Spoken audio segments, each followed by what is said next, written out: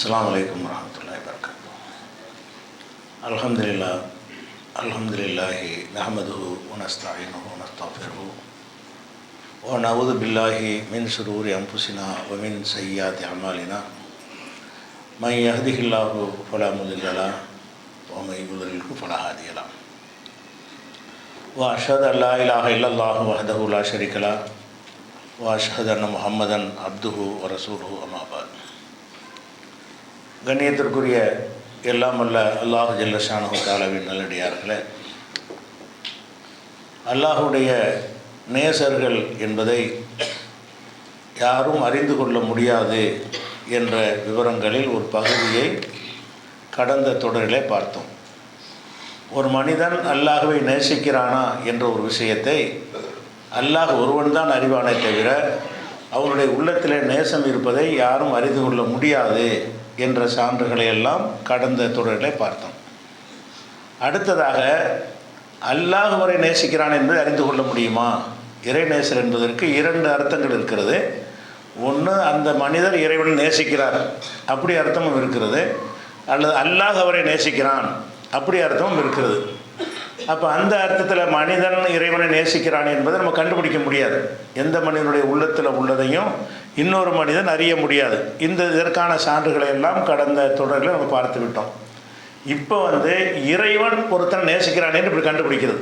ஒருத்தர் இறைநேசர் என்று சொன்னால் இறைவன் அவரை நேசிக்கிறார் என்று அர்த்தம். இறைவன் ஒருவனை நேசிக்கிறான் என்று சொல்வதாக இருந்தால் அந்த இறைவன் சொன்னாலே தவிர யாருக்கும் தெரிய முடியாது. இறைவனாக என்ன செய்யணும், இவரை நான் நேசிக்கிறேன் என்று நபிமார்கள் வழியாக வஹி மூலமாக அறிவிக்கப்பட்டாலே தவிர மற்றவர்களை இறைவன் நேசிக்கிறான் என்று சொல்ல முடியுமா என்றால் சொல்லவே முடியாது. ஏன்னா இறைவனுடைய மனசில் உள்ள, மனித மனதில் உள்ளதை நமக்கு அறிய முடியாது. இறைவனுடைய மனதில் உள்ளதை நம்மால் அறிய முடியுமான்னா முடியாது. இப்போ நபிமார்களை எல்லாம் நம்ம இறை நேசர்கள்னு சொல்ல முடியும். ஏன் சொல்ல முடியும்? இறைவனை அதை நமக்கு சொல்லிவிட்டான். இறைவனை தேர்ந்தெடுத்து கொண்டோம் என்று சொல்லி அவரை தூதராக நியமித்து விட்டார். அப்போ அவங்கள நம்ம இறைநேசர் என்று அறியலாம். காரணம் என்னென்று கேட்டால் இறைவனை நமக்கு சொல்லிவிட்ட காரணத்தினால். அதே போல் நபிகள் நாயகம் ஸல்லல்லாஹு அலைஹி வஸல்லம் அவர்கள் சில நபித்தோழர்களை குறித்து இவங்களெல்லாம் இறைநேசர்கள் என்று நற்சான்று வழங்கியிருக்கிறார்கள். அதை நம்ம என்ன செய்யலாம், அறிந்து கொள்ளலாம். ஏன் அறியலாம்னு கேட்டால் இறைவன் வஹி மூலமாக நபிகளுக்கு தெரிவித்து அவங்க நமக்கு தெரிவித்து விட்டார்கள். அப்போ இறைவனாலோ இறை தூதராலோ இறைநேசர்கள் என்று யார் அறிவிக்கப்பட்டார்களோ அவங்க தான் இறைநேசர்கள். பத்ரில் கலந்து கொண்டவர்கள் இறைநேசர்கள் நம்ம சொல்ல முடியும். பையத்துர் ரிதுவான் என்ற அந்த மரத்தடியில் செய்த ஒப்பந்தத்தில் யாரெல்லாம் பங்கெடுத்து கொண்டார்களோ அவங்களெல்லாம் இறைநேசர் அப்படி சொல்ல முடியும். ஏன் சொல்ல முடியும் என்று கேட்டால் அல்லாஹ் அதை சொல்லிட்டான். இந்த மரத்தடியில் உடன்படிக்கை செய்தவர்களை நான் பொருந்தி கொண்டேன். அப்போ இந்த மாதிரி அல்லாஹ் ஒருவரை நேசிக்கிறானா என்பதை அல்லாஹ் யார் யாருக்கெல்லாம் சொல்லி இருக்கிறானோ அவங்கள தவிர வேறு ஆளுக்கு சொன்னோமே ஆனால் நாம் அல்லாஹ் மேலே இட்டுக்கட்டுன்னு அர்த்தம். நான் அவரை நேசிக்கிறேன்னு உனக்கு எப்படி தெரியும்னு கேட்க மாட்டான்ல. நீங்கள் ஒரு ஆளை பிடிச்சி ஒரு ஆளை இறைநேசருங்கிறீங்க, அவர் நடிச்சிருக்கலாம், இறைநேசர் இல்லாமல் இருக்கலாம், வெளிப்படையான செயல்களை வைத்து நீங்கள் இறைநேசர் என்று நம்பி இருக்கலாம். ஆனால் மறுமையில் அல்லாஹ் கேட்பானே, அவரை நான் நேசிக்கிறேன்னு ஏன் விஷயமா முடிவு செய்ய நீ யார்? நான் ஒருத்தனை நேசிக்கிறேனா இல்லையா என்பதை நான் தானே முடிவு செய்வேன் என்று அல்லாஹ் ரப்புல் ஆலமீன் மறுமையில் கேட்டானேயானால் நமக்கு எந்த பதிலும் சொல்ல முடியாது. உதாரணத்துக்கு சொல்வதாக இருந்தால் மறுமை நாளில் அல்லாஹ் 3 சாராரை அழைத்து விசாரிப்பான். 3 சாரார், நிறைய பேர் விசாரிப்பான். ஒரு 3 சாராருடைய விசாரணையை ரசூலுல்லாஹ் சொல்லி காட்டுறாங்க. அது வித்தியாசமான ஒரு விசாரணையாக இருக்கும். 3 சாரார் யாருன்னு கேட்டால் நல்ல மார்க் அறிஞர்கள், கெட்ட மார்க் அறிஞர்கள் இல்லை, சரியான மார்க்கத்தை சொன்ன மார்க் அறிஞர்கள், குர்ஆன் ஹதீஸ் படி உள்ளதை உள்ளபடி சொல்கிறாங்கல்ல, அப்படியான மார்க் அறிஞர்களை எல்லாம் கூப்பிடுவான். கூப்பிட்டு என்ன செய்வான்னு கேட்டால், உனக்கு நல்ல ஒரு அறிவை கொடுத்துருந்தேனே, ஒரு ஆற்றலை கொடுத்துருந்தேனே, திறமையை கொடுத்துருந்தேனே, நீ எனக்காக என்ன செஞ்சாய் அப்படின்னு ஒரு மார்க் அறிஞர்கள். இது மாதிரி நிறைய பேரை கேட்பான். மார்க் அறிஞர்னு ஒரு கேட்டகரி, அந்த கேட்டகரியில் உள்ள ஆட்களை கூட்டு ஒருத்தரையாக விசாரிப்பான். அவர் என்ன சொல்வார்னு கேட்டால், நான் உன்னுடைய மார்க்கத்தை கற்றேன், மற்றவங்களுக்கு கற்றுக் கொடுத்தேன், ஊர் ஊராக போய் பிரச்சாரம் பண்ணினேன், சத்தியத்தை எடுத்து சொன்னேன், நன்மையை ஏவுனேன், தீமையை தடுத்தேன், இந்த மாதிரி அவர் செஞ்சதையெல்லாம் சொல்லுவார். அல்லாஹ் என்ன சொல்லுவான்னு கேட்டால், நீ சொல்கிற சரிதான், செஞ்சாய். எதுக்கு செஞ்சாய்? லியுகால அன்னக காரி உன், நீ ஒரு அறிஞன் என்று சொல்லப்படணும். எதுக்கு நீ செஞ்சா? கற்றுக் கொடுத்தனா நிஜம்தான். நீ அந்த மாதிரி மார்க்கத்தை கற்றுக் கொடுக்கும்போது உன் மனசில் என்ன இருக்குன்னு கேட்டால், நம்ம இப்படி பேசுகிறத பார்த்துட்டு நல்ல பேச்சாளர், நல்ல அறிவாளி, நல்ல சிந்தனையாளர் என்று நம்மளை மக்கள் பாராட்டணும். அந்த பாராட்டணுங்கிற நோக்கத்துக்கு தான் நீ செஞ்சாய். அந்த நோக்கம் நிறைவேறிவிட்டது, பாராட்டி விட்டார்கள். உலகத்தில் இருக்கிற மக்கள் உன்னை பாராட்டி விட்டார்கள் என்று சொல்லிவிட்டு இவனை நரகத்திற்கு இழுத்து செல்லுங்கள் என்று அல்லாஹ் சொல்லிடுவான். அப்போ இந்த அறிஞர் உலகத்தில் வாழ்ந்தார்ல, அவரை பற்றி நம்மளாம் என்ன நினச்சிருப்போம்? நம்ம காலத்தில் வாழ்ந்த அறிஞராக இருந்தால், அல்ல ஒவ்வொரு காலத்தில் உள்ள வாழ்ந்த அறிஞராக இருந்தால் அந்த மக்கள் என்ன நினைத்திருப்பார்கள்? இவர் நல்லடியார், உண்மையை சொல்கிறாரு, சரியான மார்க்கத்தை சொல்கிறாரு, தைரியமாக சொல்கிறாரு, வளையாமல், அப்படி தான் நினச்சிருப்பாங்க. இவர் கண்டிப்பாக ஒரு நல்லடியாராக தான் இருப்பார் என்று மக்களாக நினச்சிருப்பாங்க. ஆனால் அங்கே அல்லாஹ் என்ன நினச்சாங்க தான் தெரியுது. மக்கள் இப்படி நினைக்கிறாங்க, அல்லாஹ் என்ன நினைக்கிறான்? அவன் கல்வை பார்க்குறவனாக இருக்கிறான். இந்த மார்க்கத்தை பிரச்சாரம் பண்ணக்கூடியவர் நோக்கம் சரியில்லை. இவர் மார்க்கத்தை இதை சொன்னால் ஆகிரத்தில் கூலி கிடைக்கும், அதிகமான தர்ஜா கிடைக்கும், உயர்ந்த அந்தஸ்தில் மறுமையில் இருக்கலாம், அதுக்கு அவர் பிரச்சாரம் செய்யலை. எதுக்கு பண்ணுறாரு? மக்கள் நம்மளை புகழணும், நம்மளை பாராட்டணும் என்பதற்காக செய்கிறார்னு சொல்லி இவரை நரகத்திற்கு இழுத்து செல்லுங்க நல்லா சொல்லிடுவான். அதாவது கூலி கொடுக்காட்டாலும் பரவாயில்லை, இந்த தன்மைக்காக வேண்டி இவர் போகிற இடம் நரகம். நிறைய பிரச்சாரம்லாம் பண்ணியிருக்காரு. உன்னுடைய பிரச்சாரத்துக்கு கூலி இல்லை அப்படின்னு சொல்லாமல் நரகத்திற்கு கொண்டு போகிறான் அல்லாஹ் ரப்புல் ஆலமீன். அப்போ இதில் நம்ம என்ன விளங்குறோம்? நம்ம ஒருத்தரை நல்லவர் என்று நம்ம நினச்சிக்கிட்டு இருப்போம், உலகமே நினச்சிக்கிட்டு இருக்கோம். ஆனால் அல்லாஹ் வேறு மாதிரி நினைக்கிறான். அவன் நினச்சது இப்போ தான் தெரியுது. எப்போ? மறுமையில் நடக்கிறத ரசூல் ஸல்லல்லாஹு அலைஹி வஸல்லம் எடுத்து காட்டிடுறாங்க. ஆனால் எந்தெந்த நபருக்குன்னு எடுத்து காட்டல, பொதுவாக தன்மையை தான் எடுத்து காட்டுறாங்க. அதனால் நம்ம எத்தனை அறிஞர்களே, எத்தனை பெரியார்களே, எத்தனை கடந்த காலத்தில் வாழ்ந்த நல்ல அறிஞர்கள்லாம் இருக்காங்கல்ல, அவங்கள பற்றிலாம் அவுலியா மகான் நம்ம சொல்லிக்கிட்டு இருக்கோம். கடந்த காலத்தில் பெரிய அந்த இமாம் இருந்தாங்க, இந்த இமாம் இருந்தாங்கலாம் சொல்கிறோம். இருக்கலாம், அவங்க இறை நேசராகவும் இருக்கலாம், இறை நேசர் இல்லாமலும் இருக்கலாம். ஏன்னு கேட்டால், நீங்கள் இறைநேசர் எதை வச்சு சொல்லுவீங்க? உண்மையை சொல்கிறாரு, குரானை சொல்கிறாரு, ஹதீஸை சொல்கிறார், அதை வச்சு சொல்லுவீங்க. அல்லாஹ் அதோட ப்ளஸ் இதையும் பார்க்குறான், கல்வையும் பார்க்குறான், அதையும் பார்க்குறான். இந்த சொல்லக்கூடியவருடைய உள்ளம் என்ன மாதிரி இருக்கிறது என்பதையும் சேர்த்து பார்க்குறான். அப்போ அதனால என்ன ஆகுதுன்னு கேட்டால், ஒரு அறிஞருக்கு இந்த கதி ஏற்படும். நல்ல அறிஞர், கெட்ட அறிஞருக்கு அவன் கெட்டவனாக இருக்கிறனாலே நரகத்துக்கு போயிடுவான். இந்த விசாரணை அவனுக்கு கிடையாது. அவன் தான் கெட்ட வேலை செய்கிறான, கெட்ட பிரச்சாரம் பண்ணுறான, மார்க்கத்தில் பொய்யான மார்க்கத்தை சொல்கிற அறிஞர்களுக்கு உள்ளதில்லை இது. அவனை இப்படி விசாரிக்க வேண்டியதில்லை. நீ எங்கடா மார்க்கத்தை சொன்னால அனுப்பிடுவான். இது நல்ல விஷயத்தை சொன்னவனுக்கு தான் இந்த நிலைமை. அப்போ சரியான மார்க்கத்தை சொல்லி இருக்கிறவரை மக்கள்லாம் நல்லவர் நினைப்பாங்க. அவரும் கூட நம்ம நல்லதாக நினச்சிக்கிட்டு இருந்திருப்பார். அங்கே போய் பார்த்தா கேட்டடியாராக இருக்கார், நரகவாசி ஆகுறாரு. அதே மாதிரி இன்னும் சொல்லப்போனால் இந்த கல்வி கற்றுக் கொடுக்குறவர் இருக்குல்ல, கல்வியின் மூலம்தான் இருக்கிறதுல அதிக நன்மைகளை மறுமையில் அடைய முடியும். ஒருத்தன் ஒரு ஆள் கல்வி கற்றுக் கொடுத்துட்டான்னு சொன்னால் அதை யாரெல்லாம் அமுல்படுத்துகிறாங்களோ அவங்க கூலி இவனுக்கு சேர்த்து கிடைக்கும். இவனுடைய பிரச்சாரத்தை கேட்டு ஒருத்தங்க தௌஹீதுக்கு வந்து விட்டான்னு வைங்க, ஒருத்தன் ஷிர்க்லேருந்து விடுபட்டான்னு வைங்க, ஒருத்தன் தொழுகையாளியாக மாறிட்டான்னு வைங்க, அவனுடைய தொழுகை இபாதத்துகள் எல்லாம் யாருக்கும் சேர்த்து நன்மை பிரச்சாரம் செஞ்சவனுக்கு கிடைக்கும். அவன் மார்க்க அறிஞர் என்று சொன்னால் அவனுடைய மார்க்க அறிவை பிரச்சாரம் பண்ணிய காரணத்தினால் பல மடங்கு நன்மைகள், பலருடைய நன்மைகள் அவருக்கு கிடைக்கும். அப்படி ஒரு அந்தஸ்துக்குரிய காரியத்தை செஞ்சுட்டு இவன் நரகத்துக்கு போகிறான், கெட்டடியாராக இருக்கிறான். அப்போ உலகமெல்லாம் நல்லடியார்னு சொல்லுது, அல்லாஹ் இடத்துல கெட்டடியார் ஆகிடுறாங்கன்னு சொன்னால் அப்போ நம்ம எப்படி அவுளியா பட்டம் கொடுக்குறது? அந்த அவுளியா இந்த அவுளியா இந்த பெரியாருங்கிறீங்களா? அது யார் அல்லாஹ் அறிவிச்சானா? உங்களுக்கு எதுக்கு இந்த வேலை? அவர் சரியான மார்க்கத்தை சொன்னார்னா அந்த விஷயத்தை மட்டும் பாருங்கள். சரி, வெளிப்படையாக குரான் படி இருக்குது, அதை ஏற்றுக்கிட்டு போங்க. ஹதீஸ் படி இருக்குது, ஏற்றுக்கிட்டு போங்க. செய்தி ஏற்றுக்கிட்டு போகணுமே தவிர ஆள் அங்கீகரிக்கிறதுக்கு நீங்கள் யார்? அவர் நல்லவரா கெட்டவரா என்பது நானில் முடிவு செய்வேன் அப்படின்னு அல்லாஹ் எடுத்து கொடுக்குறான். இது ஒரு சாரார், இவர் ஒரு ஆள். ரெண்டாவது சாரார் யாருன்னு கேட்டால் குடை வள்ளல். அல்ல பணத்தை கொடுத்துருக்காங்கல்ல, இந்த பணத்தால் நிறைய கொடுத்தான்னு சொன்னால் அவங்களும் மறுமையில் அதிக நன்மை அடைஞ்சிருவாங்க ஏழைகளை விட. ஏன்னு கேட்டால் ரசூல் ஸல்லல்லாஹு அலைஹி வஸல்லம் அவங்கள்ட்ட சஹாபாக்கள் வந்து என்ன செய்கிறாங்க? ஒரு நாள் கேட்குறாங்க, ஏழை சஹாபாக்கள் வந்து கேட்குறாங்க, அல்லாஹ்வுடைய தூதரை தொழுக சொல்கிறீங்க, நாங்களும் தொழுகிறோம், பணக்காரங்களும் தொழுகிறாங்க, அதில் சமமாயிடுறோம், நாங்கள் அவங்களுக்கு ஈக்குவலாக நிற்கிறோம், அது மாதிரி எத்தனை வணக்க வழிபாடுகளை எங்களுக்கு கற்றுத்தர்றீங்க, அது இப்போ செல்வந்தர்களும் அதை செய்கிறாங்க, நாங்களும் செஞ்சிடறோம். இப்போ செல்வந்தர்கள் எங்களை வந்து இதில் மிஞ்ச முடியலை. அதே நேரத்தில் வந்து செல்வந்தர்கள் பணத்தை வச்சுக்கிட்டு வாரி வாரி வழங்குறாங்க, அது கொடுக்குறாங்க, இது கொடுக்குறாங்க, அள்ளி கொடுக்குறாங்க, ஒன்றுக்கு நன்மை கிடைக்கும். அந்த விஷயத்தில் வந்து நாங்கள் அவங்களை மிஞ்ச முடியலையே, ரசூலுல்லாஹ்ட்ட வந்து கேட்குறாங்க, மற்ற பொருளாதாரம் இல்லாத மற்ற விஷயங்கள்ல எல்லாம் நாங்கள் செல்வந்தர்களோடு போட்டி போட்டு அவங்களுக்கு நிகராக அவங்களுக்கு மேலாக அமல்கள் நாங்கள் செஞ்சிடறோம். ஆனால் பணம் இருக்கிற காரணத்தினால் அவங்க ஒரு பெரிய தரஜை அடைகிறாங்களே. இப்போ நிறைய பேருக்கு தர்மம் செஞ்சால் நிறைய நன்மை கிடைக்கும்ல. பொருளாதாரத்தை அள்ளி கொடுத்தாருன்னா பள்ளிவாசலுக்கு அதுக்கு இதுக்கு கொடுத்தாருன்னா ஒன்று ஒன்றுக்கு நன்மை வருமே. ஒவ்வொரு ஏழைக்கு உதவி செய்யும் போது இவருக்கு வரவு வைக்கப்படுமே. அப்போ இவருடைய நன்மை பட்டியல் வந்து ஜாஸ்தியாகிட்டே போகும். அப்போ இது இப்படி உறுத்தலாக இருக்குன்னு ரசூலுல்லாஹ்ட்ட வந்து கேட்குறாங்க. அப்போ ரசூல் ஸல்லல்லாஹு அலைஹி வஸல்லம் என்ன செய்கிறாங்கன்னு கேட்டால், அப்போனா ஒன்று சொல்லித்தர்றேன், அவங்களை மிஞ்சக்கூடிய ஒரு விஷயத்தை நான் என்ன செய்கிறேன் உங்களுக்கு சொல்லித்தர்றேன், அதை செஞ்சீங்கன்னு சொன்னால் அவங்க தான தர்மத்தை எல்லாம் மிஞ்சி நீங்கள் மேலே போயிடுவீங்க அப்படின்னு ரசூல் ஸல்லல்லாஹு அலைஹி சொல்லிட்டு ஒவ்வொரு தொழுகைக்கு பிறகு சுப்ஹானல்லாஹ் அல்ஹம்துலில்லாஹ் அல்லாஹ் ஒரு 33 தடவை நீங்கள் சொல்லுங்கள், இதை செஞ்சிட்டீங்கன்னு சொன்னால் அவங்கள மிஞ்சிருவீங்க அப்படின்னு ரசூலுல்லாஹ் சொல்லி கொடுக்குறாங்க. கொஞ்ச நாள் போகுது, மறுபடியும் ரசூலுல்லாஹ்ட்ட வர்றாங்க, அல்லாஹ்வுடைய தூதரை இதை கேள்விப்பட்டு அவங்களும் செய்ய ஆரம்பிச்சிட்டாங்க. இப்போ இதை பணக்காரங்க மட்டுமா சொல்லிக் கொடுக்க முடியும்? ஏழைகளுக்கு சொல்லிக் கொடுத்த அந்த திக்ர்களை யாரும் செஞ்சுட்டாங்க? செல்வந்தர்களும் செய்ய ஆரம்பிச்சிட்டாங்களே. அப்போ ரசூலுல்லாஹ் சொல்லுவாங்க, தாலிக்க ஃபதுலுல்லாஹ், அது அல்லாஹ்வுடைய அருள். என்ன செய்கிறது? அல்லாஹ்வை நாடி கொடுக்குறோம், அது இனிமேல் மிஞ்ச முடியாது உங்களுக்கு. அவங்களோட நீங்கள் போட்டி போடுறதுக்கு நான் எல்லாம் சொல்லி தந்தேன், அதையும் அவங்க செய்ய ஆரம்பிச்சிட்டாங்கன்னு சொன்னால் அப்போ செல்வத்தினால் கிடைக்கக்கூடிய அந்தஸ்து உங்களுக்கு கிடைச்சிடும். அவங்க மேல்நிலையில் தான் இருப்பார்கள்.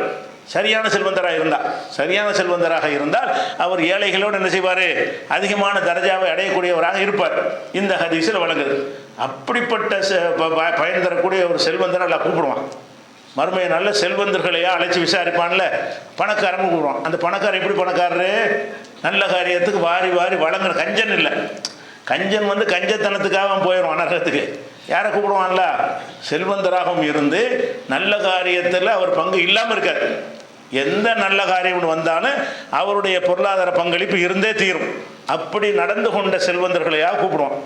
அவர்களை கூப்பிடும்போது இருந்தவன் நம்ம அந்த வாழ்ந்த காலத்து மக்கள் என்ன மாதிரி நம்பி இருப்பாங்க அவரை? ஒரு செல்வந்தர் இருக்கிறாரு, எந்த நல்ல காரியம் அவர் வணக்க வழிபாடு எல்லாம் செய்கிறார், நல்ல மனிதராகவும் இருக்கிறாரு, ப்ளஸ் வந்து வாரி வாரி வழங்குறாரு, எந்த நல்ல காரியத்தை கேட்டாலும் கொடுத்துட்றாரு. அப்போ நம்மளாம் என்ன நினைப்போம்? இவர் எங்கே போயிருப்பார் தெரியலையே, இவர் செய்கிற தர்மத்துக்கு எப்படிப்பட்ட உயர்ந்த தரஜா கிடைக்கும் தெரியலையே, பெரிய இறைநேசராக இருப்பாருன்னு நம்ம நினச்சிருப்போம். அந்த மாதிரி நினைத்துக்கிட்டு இருக்கிற ஆளை கூப்பிடுவான்ல, இதே மாதிரி கேட்பான், நீ என்ன செஞ்ச, உனக்கு நிறைய செல்வத்தை கொடுத்தேனே என்று கேட்பான். அவர் என்ன செய்வார்? நான் தான் எந்த ஒரு அரப்பணியாக இருந்தாலும் என் பங்கு இல்லாமல் இருக்காத, நான் அள்ளியில் கொடுத்தேன். நான் வாழ்ந்த காலத்தில் எந்த ஒரு நல்ல காரியத்துக்கு என்கிட்ட கேட்டாலும் நான் கொடுக்காமல் இருந்ததில்லை அப்படின்னு சொல்லுவார். உண்மையை தான் சொல்கிறார். ஆனால் அல்லாஹ் என்ன செய்வானா, கதப்த, நீ பொய் சொல்கிறாய். ஏன் பொய் சொல்கிறான்னு கேட்டால், கொடுத்தது உண்மை, உனக்காகங்கிறான், அதான் பொய். உனக்காக கொடுத்தேன்னு சொல்கிறீங்கள, அதில் நீ பொய் சொல்கிறாய். ஏன்னு கேட்டால், எதுக்கு நீ கொடுத்தாய் என்றால், லியுகால அன்னக ஜவாதுன், உன்னை வள்ளல் என்று சொல்லணும். எதுக்கு நீ தர்மம் செஞ்ச? அதை கொடுக்கும்போது மனசில் என்ன வரும்? நம்மளை குடைவுடன் பாராட்டணும். அப்படி இப்படி கொடுக்குறவன் இதனால் மறுமையில் பெரிய தரஜா கூடும் நினைக்க மாட்டேங்கிறான். கொடுக்கும்போதே மனசில் என்ன வருது?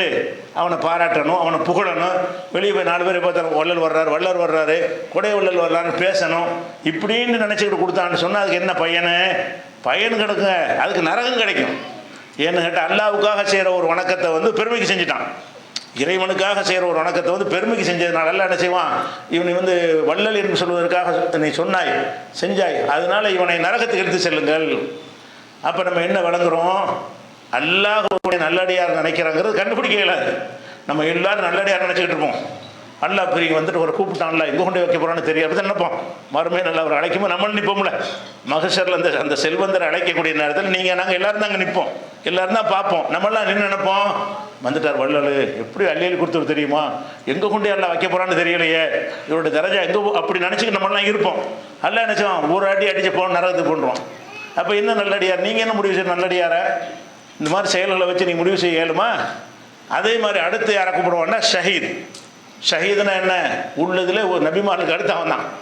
ஷஹீதுனா உயிரை தியாகம் செய்து சும்மாவா, அல்லாவுக்காக வேண்டி மார்க்கத்துக்காக வேண்டி போர்க்களத்தில் இறங்கி உசுரை தியாகம் செஞ்சுவிட்டான். சாவுறதுக்கு பயப்படலை. காசு பணத்தை தியாகம் செய்கிற பெரிய விஷயம் கிடையாது, உயிரே கொடுக்குறதுங்கிற சின்ன விஷயமா? அதனால ரசூலுல்லாஹ் சொல்கிறாங்க, யூஃபர்லி ஷஹீது குல்லு தம்பின் நிலத்தைன், ஷஹீதுகளுக்கு வந்து உயிர் தியாகிகளுக்கு வந்து எல்லா பாவங்களும் மன்னிக்கப்பட்டுரும், கடனை தவிர அப்படின்னு சொல்கிறாங்க ரசூல் ஸல்லல்லாஹு அலைஹி வஸல்லம். ஒருவர் வந்து ஒரு பெரிய துரோகம் செய்கிறார் ரசூலுடைய காலத்தில். மக்காவுக்கு ரசூலுல்லாஹ் வந்து மக்கா வெற்றிக்காக வேண்டி படையெடுத்து போகிறாங்கல்ல, அந்த செய்தி என்ன செய்கிறாருன்னு கேட்டால், மக்காவில் மதீனாவில் இருந்த ஹாத்திப் என்ற ஒரு சஹாபி மக்காவில் உள்ளவங்களுக்கு தெரிவிக்கிறார். இவர் சஹாபி, ஆனால் இவர் எதிரிகளுக்கு தெரிவிக்கிறார். என்ன தெரிவிக்கிறாரு? இந்த மாதிரி படையெடுப்பதற்கு பிளான் பண்ணிகிட்டு இருக்கிறாங்க, மக்காவை நோட்டி வர போகிறாங்க அப்படிங்கிற டீட்டெயிலாம் எழுதி அனுப்பிட்டார். ரசூல் ஸல்லல்லாஹு அலைஹி வஸல்லத்துக்கு இது ஒரு வகையிலையோ அது யார் மூலமாக தெரிஞ்சிருச்சு. உடனே ரசூல் என்ன செய்கிறாங்கன்னா, இந்த ஒரு கடிதம் எழுதி கொடுத்துருக்காரு, ஒரு பெண் அந்த கடிதத்தை கொண்டுட்டு போகுது, இந்த இடத்துல நிற்கும், அதை வழிமறித்து அந்த கடிதத்தை கைப்பற்றிட்டு வாங்க அப்படின்னு ரசூல் ஸல்லல்லாஹு அலைஹி வஸல்லம் வந்து அனுப்புகிறாங்க. அப்போ அலிரலியல்லாஹு இன்னும் சில பேர் போய் என்ன செய்கிறாங்க, அந்த பெண்ணை பிடிச்சி கடிதத்தை கேட்குறாங்க, இல்லைங்குது. கடைசியில் சோதிச்சு பார்த்துருவோன்னு சொன்ன உடனே அது கொண்டையில் மறைச்சி வச்சுருந்த கடிதத்தை எடுத்து கொடுக்குது. அதில் இந்த ஹாத்திப்ங்கிற ஒரு சஹாபி எழுதின விஷயம் இருக்குது. உடனே என்ன செய்கிறாங்க, ரசூல்லாட்ட வந்து கொடுத்தவுடனே அவனை கொல்லணும் அப்படிங்கிறாங்க இருக்கிற சஹாபாக்கெல்லாம். ரசூல்லா என்ன செய்கிறாங்கன்னு கேட்டால், அவரை கூப்பிட்டு கேட்குறாங்க, என்னப்பான்னு சொல்லி. இல்லை, நான் வந்து மக்காவில் சொந்தக்காரங்கள்லாம் இருக்கிறாங்க, உறவினர்லாம் இருக்கிறாங்க, அவங்களால என்னுடைய குடும்பத்துக்கு ஆபத்து வரக்கூடாது, அதுக்காக அவங்களுக்கு சில விஷயங்களை நான் கொடுத்துக்கிட்டேன்னு சொன்னால் என் குடும்பத்தை நசுக்க மாட்டாங்க. வேறு ஆட்களுக்கெல்லாம் சொந்த பந்தங்கள் வலுவாக இருக்கிறாங்க, எனக்கு அப்படி நிலையில் இல்லை, அதுக்காக நான் செஞ்ச துரோகம் செய்கிறதுக்கான செய்யலைன்னு ஒரு ரிப்ளை சொல்கிறார். இந்த ரிப்ளை ரசூலுல்லாஹ் ஏற்றுக்கிறாங்க, இவர் உண்மையை தான் சொல்கிறாருன்னு சொல்லிட்டு அப்புறம் சொல்கிறாங்க, இவரை கொல்லணும் தண்டிக்கணும்னு சொல்லும் பொழுது, இவர் பத்ர் போரில் கலந்துக்கிட்டவங்க உங்களுக்கு தெரியாதாங்கிறாங்க. பெரிய துரோகம் செஞ்சுருக்கிறாரு, அந்த துரோகத்தை மன்னிக்கிறாங்க. எதுக்காக வேண்டி? இவர் பத்ரில் கலந்துக்கிட்டவர், பத்ரில் கலந்துட்டால் எல்லாம் முடிஞ்சு என்ன செஞ்சாலும் செஞ்சுட்டு போகிறார். பத்ர் போரில் அந்த பால்வா சாவாங்கிற அந்த போரில் சின்ன நம்பரில் இருக்கும் பொழுது அழிவு நிச்சயம் இருக்கிற ஒரு போரில் கலந்து கொண்டு உயிருக்கு பயப்படாமல் நின்று போராடினார்ல, அந்த போர்க்களத்தில் கலந்து கொண்டவராக இருக்கிறதுனால இவர் செஞ்ச ஒரு பெரிய துரோகத்தை நான் மன்னிக்கிறேன், இந்த துரோகத்துக்காக தண்டனை கிடையாதுன்னு ரசூலுல்லாஹ் என்ன செய்கிறாங்க. அவர் அப்படின்னா எப்படிப்பட்ட அந்தஸ்து ஷஹீதுங்கிறது? அப்போ போர்க்களத்தில் உயிரை கொடுக்குறவருக்கு வந்து இப்படிப்பட்ட ஒரு அந்தஸ்தை வந்து அல்லாஹ் வச்சுருக்கிறான். அந்த மாதிரி ஆட்களை கூப்பிடுவான் இப்போ ஷஹீதுகள். இப்போ நம்மளாம் என்ன நினச்சிருப்போம், நம்ம காலத்தில் ஒருத்தர் அல்லாவுக்காக வேண்டிய போய் நுழைஞ்சு போராடி செத்துட்டார்னு வைங்க, இவர் இந்த அந்தஸ்தில் இருப்பார், அப்படி தானே நினச்சிட்டு இருப்போம். எங்கே போய் நிப்பாட்டுவோன்னு தெரியலையே அப்படிங்கிற அளவுக்கு உள்ள ஒரு ஆளை கூப்பிட்டு என்ன செய்வான், நல்லா கேட்பான், நீ என்னப்பா உனக்கு நல்ல உடல் ஆரோக்கியத்தை கொடுத்துருந்தானே, உடல் வலிமையெல்லாம் கொடுத்துருந்தானே, நீ என்ன செஞ்சாய்? நான் உனக்காகத்தானே போரிட்டு நான் வந்து உயிரையை மாய்த்து கொண்டேன் அப்படின்னு அவர் சொல்லுவார். அல்லாஹ் என்ன செய்வான், பொய் சொல்கிற, போர் செஞ்சது உயிரை மாய்த்து கொண்டது உண்மை, இந்த உனக்காக தான் பொய்ங்கிறான்ல. எது பொய்? எனக்காகன்னு சொல்கிறீங்கள, அது பொய். நீ அந்த போருக்கு போகும்போது என்ன நோக்கத்தில் போன? போய் நம்ம வீர தீரமாக போரிட்டோம் என்று சொன்னால், செத்துட்டாலும் கூட சாகாட்டாலும் நம்மளை எல்லாரும் வீரன்னு பாராட்டுவாங்க, செத்துட்டோம் என்றாலும் நம்முடைய பேர் விளங்கும், நம்முடைய மரணத்துக்கு பிறகு என்ன செய்யும், மாவீரர் என்று மக்கள் எல்லாம் பாராட்டுவார்கள் அப்படின்னு நினைத்து கொண்டு தான் இவர் என்ன செஞ்சார், அந்த போரில் ஈடுபட்டாராம். அல்லாஹ் சொல்லுவான். அப்போ இந்த நோக்கத்துக்கு தான் செஞ்சுருக்காரு, அவனுக்கு தெரியுது, நமக்கு இந்த தெரியாது. வெளியில் உள்ள செயல் மட்டும் தான் நமக்கு தெரியுது, அல்லாஹ்வுக்கு எது தெரியுது, அவர் செயலும் தெரிகிறது, அந்த செயலுக்கு பின்னாடி உள்ள நோக்கமும் தெரிகிறது. அப்போ அல்லாஹ் என்ன செஞ்சிருவான், இவரை இழுத்துட்டு போங்க நரகத்துக்கு, நீ வல்லண்டு வீரண்டு பேர் வாங்க தானே செஞ்ச, பேர் வாங்கியாச்சு, நீ செத்த பிறகு எல்லாம் பாராட்டிட்டாங்க உடனே, நீ எதற்காக செய்தாயோ அது கிடைத்து விட்டது அப்படின்னு சொல்லி நரகத்துக்கு போகணும்னு இழுத்துச்சிடுறோம். அப்போ இதில் நம்ம என்ன விளங்குறோம், அல்லாஹ் ஒருத்தரை நல்லடியார்னு சொல்கிறாங்கிறத நீங்கள் எப்படி முடிவு செய்வீங்க? அல்லாஹ் அவரை அதான அர்த்தமாவது. நீங்கள் சொல்கிற அவுலியாவுக்கு என்ன அர்த்தம், இவரெல்லாம் அல்லாஹ்வுடைய நேசத்தை பெற்று அல்லாஹ் இவரை நேசிக்கிறான், அல்லாஹ் இவரை விரும்புகிறான் அப்படின்னு சொல்லி தான் அப்துல் காதர் ஷாஹுல் மீது ஏர்வாடி இப்ராஹிம் சாண்டி யாரையும் நீங்கள் பேர்களை சொல்லி அவங்களெல்லாம் இறைவனுடைய நேசர்கள்னு சொல்கிறீங்க. நேசர்கள்னு சொல்வதற்கு என்ன ஆதாரத்தை வச்சு நீங்கள் சொல்கிறீங்க? நீங்கள் யார்? அல்லாஹ் அவரை நேசித்தான்னு சொல்ல நீங்கள் யார்? அல்லாஹ்வுடைய மனசில் நுழைஞ்சி அறிந்து வரக்கூடிய ஆற்றல் எல்லாம் உங்களுக்கு தந்திருக்கிறானா? அல்லாஹ்வுடைய மனசில் யார் யாரெல்லாம் இருக்கிறாங்க அப்போ தான் சொல்ல முடியும். ஒன்று அல்லாஹ் வெளிப்படையாக அறிவித்தால் சொல்ல முடியும், இல்லைன்னு சொன்னால் அல்லாஹ்வுடைய மனசில் உள்ள நம்ம இப்படி ஸ்கேன் பண்ணி பார்க்கணும், அல்லாஹ்வுடைய உள்ளத்தில் யாரெல்லாம் இருக்கிறாங்க அப்படி சொல்ல முடியுமா? எதை வச்சு நீங்கள் சொல்கிறீங்க? அப்போ நீங்கள் அவுளியான்னு ஒரு ஆளை சொன்னீங்கன்னா பாவம் செஞ்சிட்ருக்கீங்க. ஒரு வினாடியும் ஒரு மனிதர் உங்களோட வாழ்ந்த ஒரு மனிதரை, உங்களுக்கு முன்னாடி வாழ்ந்த ஒரு மனிதரை அல்லாஹ் ரசூலை இறை நேசர்னு சொல்லாமல் இருக்கும்போது நீங்களாக ஒருவரை இறைநேசர் அவுலியா என்று சொல்வீர்களே, ஆனால் அந்த ஒவ்வொரு வினாடியும் என்ன செய்றீங்க, அல்லாஹ் கோபத்தை ஏற்படுத்துறீங்க. நீ எப்படா நான் ஒரு ஆள் நேசிச்சது நீ எப்படி சொல்லுவ? நான் ஒரு ஆளை நேசிச்சேனா இல்லையான்னு முடிவெடுக்க நீ யார்? ஒரு ஆள் விஷயமா இன்னொரு ஆள் முடிவெடுத்தா ஒத்துக்குறோமா? நம்ம எடுக்க வேண்டிய முடிவை நமக்கு இன்னொருத்தர் ஒரு நண்பன் எடுத்தால் நம்ம ஒத்துக்குறோமா? ஏன் முடிவு நீ இப்படி எடுப்ப? அப்போ அல்லாஹ்வுடைய முடிவு நீங்கள் எடுத்துருவீங்களா? அல்லாஹ் ஒருவரை நேசித்தாரா இல்லை என்ற அப்போ முதல்ல அவுலியாக்களுக்கு சக்தி இருக்க, ஆற்றல் இருக்க. ரெண்டாவது விஷயம், ஒருவர் அவுலியா நீங்கள் சொல்ல இயலுமா? அதுக்கான அதிகாரம் உங்களுக்கு தரப்பட்டிருக்குதா? இல்லை. இன்னும் சொல்லப்போனால் மறுமை நாளில் அல்லாஹ் வந்து எல்லா நபிமார்களையும் இந்த மாதிரி நபிமார்களையும் விசாரிப்பேன். இந்த மறுமை விசாரணை வச்சு இந்த பாடம் நடத்தினான் அல்லாஹ் எல்லாமே. இந்த 3 பேரும் விசாரிக்கணும். நாளைக்கு நடக்க போகிற விஷயம்தான், இன்னும் நடக்கலை. அந்த ஷஹீதை ஒன்றும் விசாரிக்கலை, அந்த ஆலிமை ஒன்றும் விசாரிக்கலை, அந்த வள்ளலை விசாரிக்கலை. ஆனால் இப்படி தான் நடக்கும் ரசூலுல்லாஹ்னு சொல்லி தந்து இந்த மாதிரி அவுளியாப்பட்ட கொடுக்காதீங்கிறதுக்கு எல்லாம் பாடம் நடத்தணும். எதுக்கு இது சொல்லி தர்றாங்க? நாளைக்கு நடக்கிறத. அதே மாதிரி அல்லாஹ் குர்ஆனில் என்ன சொல்கிறான்னு கேட்டால், நபிமார்களை கூப்பிட்டு விசாரிப்போம். அதில் பிரதானமாக யாரை விசாரிப்பான்னா ஈசா நபியை. என்னடா இருக்கிற நபிமார்கள்லேயே அதிக அளவுக்கு இணை வைப்புக்கு பயன்பட்டவர் ஈசா நபி தான். மற்றவங்களையெல்லாம் அல்லாவுடைய மகன்கிற அளவுக்கு யாரும் சொல்லலை. இந்த ஈசா நபி தான் நினைஞ்சாங்க அவர் அல்லாவுக்கே புள்ள, இப்னுல்லா, அல்லாவுடைய மகன் என்று சொல்கிற அளவுக்கு அந்த ஈசா நபியை ஓவராக என்ன செஞ்சாங்க? புகழ்ந்தாங்க, வணங்கினாங்க. அவருடைய அம்மாவையும், அவங்க அம்மா மரியம் அவர்களையும் என்ன செஞ்சாங்க? அல்லாவுடைய மனைவிங்கிற அளவுக்கு, அதான் அர்த்தம். அவருடைய பிள்ளை என்ன தாய்ங்கிற அளவுக்கு அவரையும் கடவுள் மாதிரி வணங்கிட்டு இருந்தாங்க. அதுக்காக எல்லாம் என்ன செய்வான்னு கேட்டால் ஈசா நபி கூப்பிடுவான். இது கால அல்லாஹ் ஈசா இப்னு மரியம், இது 5வது சூறாவில் 116வது வசனத்தில் அல்லாஹ் சொல்லி காட்டுகிறான். இது கால அல்லாஹ் ஈசா இப்னு மரியம், மரியமுடைய மகன் ஈசாவை அல்லாஹ் கூட்டத்தில் எல்லாம் நிற்கும் போது ஈசா நபி மட்டும் கூப்பிடுவான். எல்லா மக்களோடு அவர் ஒரு ஆள் நிற்பார் மஹ்ஷரில். அப்போ ஈசா நபியை கூப்பிடுவாங்க, வான்னு கூப்பிடுவாங்க. எல்லோரும் பார்த்துக்கிட்டு இருப்பாங்க. மரியமுடைய மகன் ஈசாவே, அந்த குழுத்தல் இன்னாசி இத்தகுதியினி உம்மிய இலாகையும் மிந்தூனில்லா, என்னையும் எங்கள் அம்மாவையும் நீங்கள் வணங்குங்கள் என்று நீ தான் சொன்னியா? உன்னுடைய மக்கள் எல்லாம் உன்னை கடவுள் மாதிரி நினச்சிக்கிட்டு இருக்கிறாங்க, வணங்குனாங்க. உங்கள் அம்மாவையும் வணங்குனாங்க. அப்போ உன்னையும் உங்கள் அம்மாவையும் என்ன செஞ்சிருக்காங்க? மக்கள் வணங்கி இருக்கிறாங்க. இப்படி வணங்குனது வந்து நீ தான் இப்படி சொல்லி கொடுத்தியா அப்படின்னு நல்லா கேட்பான். அல்லாவுக்கு தெரியவர் சொல்லலை. எது கேட்குறான்? அவங்களுக்கு பாடம் கற்பிக்கிறதுக்காக கேட்குறான், அவங்களுக்கு புரிய வைப்பதற்கு கேட்குறானே தவிர இவர் ஈசா நபி எப்படி சொல்லியிருப்பாரா? சொல்லவா செஞ்சார்? சொல்லலைன்னு அல்லாவுக்கு தெரியாதா? தெரியும். தெரிஞ்சுக்கிட்டு எல்லாம் என்ன செய்கிறான்? இப்படி கேட்குறான், நீ தான் அப்படி சொன்னியா? அப்போ என்ன செய்வார்னா சுபஹானக்கன்னா ஒரு ஆச்சரியத்துக்கு சொல்லுது. அல்லாஹ் தூய்மையானவன்னு அர்த்தம். ஒரு ஆச்சரியமான விஷயத்தை கேட்கும்போது சுபஹான் அல்லாஹ், சுபஹானக்கன்னு நம்ப முடியாத சொல்லுவோம்ல, அப்போ நம்ப முடியாத ஒரு விஷயத்தை ஒருத்தர் சொன்னாலும் சுபஹான் அல்லான்னு சொல்லணும். இது அரபுகள்கிட்டையும் வழக்கம், இஸ்லாத்துலேயும் வழக்கம். அந்த அடிப்படையில் சுபஹானக்கன்னா நேரடியாக சொல்லணும் சுபஹானக்கங்கிறது. படற்கையாக சொன்னால் சுபஹான் அல்லான்னு சொல்லணும். சுபஹான் அல்லாஹ், அல்லா தூய்மையான, நீ தூய்மையானவன், என்ன எனக்கு இப்படி ஒரு கேள்வியை கேட்குறீன்னு ஆச்சரியமாக கேட்குறாரு. கேட்டு என்ன செய்கிறாருன்னா, மாய கூணொலி அந்நக்கூல மாலை செலிபி ஹக்கின், எனக்கு தகுதியற்ற ஒரு விஷயத்தை சொல்ல எனக்கு என்ன உரிமை இருக்குது? நான் என்ன கடவுளா? கடவுள்னு சொல்ல எனக்கு தகுதி இல்லை. எங்கள் அம்மாவை கடவுள்னு சொல்வதற்கு தகுதி இல்லை. அப்போ எனக்கு தகுதி இல்லாத, உரிமை இல்லாத ஒன்றை நான் எப்படி சொல்லியிருப்பேன்? சொல்லிவிட்டு இன் குன்து குன்துஹு ஃபகத் அலிம்தஹு, அப்படி நான் சொல்லியிருந்தால் உனக்கே தெரியுமே, அதுக்கு விசாரிக்கிற நீ, நான் அப்படி என்னை வணங்குங்கன்னு சொல்லியிருந்தால் உனக்கே அது தெரியுமே அப்படின்னு சொல்லிவிட்டு அப்பன்னு ஒரு வார்த்தையை பயன்படுத்த. அதான் முக்கியமான விஷயம். அப்போ அல்லாட்ட அவர் கேட்குறாரு, தஅலமு மாஃபி நஃப்ஸி, என் மனசில் உள்ளது நீ அறிவாய், உல அலமு மாஃபி நஃப்ஸிக்க, உன் மனசில் உள்ளது எனக்கு தெரியாது. நீ என்ன நோக்கத்தில் கேள்வி கேட்குறேன்னு எனக்கு தெரியலை.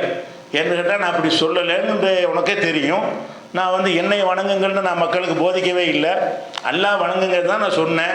அப்படி இருக்கும்போது இப்படி கேள்வி கேட்டாய் என்று சொன்னால் நீ எதை மனசில் வச்சு கேட்குறேன்னு எனக்கு தெரியலைங்கிறார். அதில் முக்கியமான வாசனை என்னென்னு கேட்டால், என் மனசில் உள்ளது நீ அறிவாய், உன் மனசில் உள்ளது நான் அறிய மாட்டேன். அப்போ அல்லாஹ்வுடைய மனசில் என்ன இருக்குது, யாரை பற்றி எந்த மாதிரி கணக்கீடு மதிப்பீடு இருக்கிறது என்ற விஷயத்தை யாருக்கும் அறிய முடியாது, நான் அறிய மாட்டேன்னு ஈசா நபி சொல்கிறாங்க. அதே மாதிரி நீ தான் என்னக்கா அந்த அல்லாமல் குயூப், மறைவானது அறியிற நீ தானே, எனக்கு எப்படி தெரியும் அப்படின்னு சொல்லி அவர் பதில் சொல்லிட்டு நான் என்ன சொன்னேன்னு சொல்லிடுவார். நான் என்ன சொன்னேன்? அனைபுதுல்லாஹ் அவளா துஷரிக்கி பிஹி ஷையா, அல்லாஹ் வணங்குங்கள், அவனுக்கு இணை கற்பிக்காதீர்கள் அப்படின்னு தான் நான் சொன்னேனே தவிர என்னை வணங்குங்க, எங்கள் அம்மா வணங்க நான் சொல்லவே இல்லை. சொல்லிட்டு அப்புறம் கடைசியாக சொல்லுவார், இன்து அதிபும் ஃபைன்னஹும் இபாதுக்க, நீ அவங்கள தண்டிக்கணும் முடிவெடுத்தால் உன் அடிமைகளை உங்கள் தாரம் தண்டிச்சுக்க, நான் பேச வரமாட்டேன். இவங்களை அப்படி தான் நினச்சிட்டு இருக்காங்க, அவுளியா நம்மளை காப்பாற்றுவாண்டு என்ன நினச்சிட்டு இருக்காங்க. மறுமையில் கேட்டவுடனே அவுளியா நம்மளை எடுத்துகிட்டு போய் காப்பாற்றிடுவாருங்கிறாங்க.